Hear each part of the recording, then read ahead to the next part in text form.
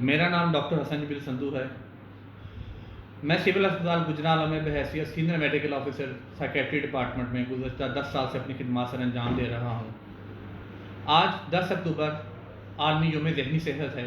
اس دن کے حوالے سے میں آپ کو یہ پیغام دینا چاہوں گا کہ جیسے انسان بہت سے جسمانی امراض میں مبتلا ہوتا ہے، ایسے ذہنی امراض میں مبتلا ہونا بھی کوئی اچنبے کی بات نہیں ہے۔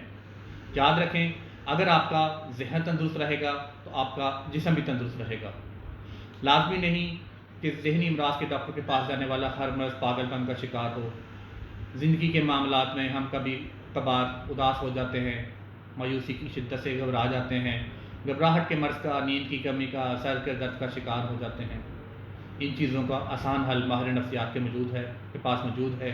گھبرائیے نہیں، ان معاملات کی صورت میں ہم سے رابطہ کیجیے، انشاءاللہ تعالیٰ زندگی پرسکون رکھے گی۔ یاد رکھیں، جسمانی بیماری صرف ایک فرد کو متاثر کرتی ہے، لیکن ذہنی بیمار پورے گھر کو بیمار کر سکتا ہے۔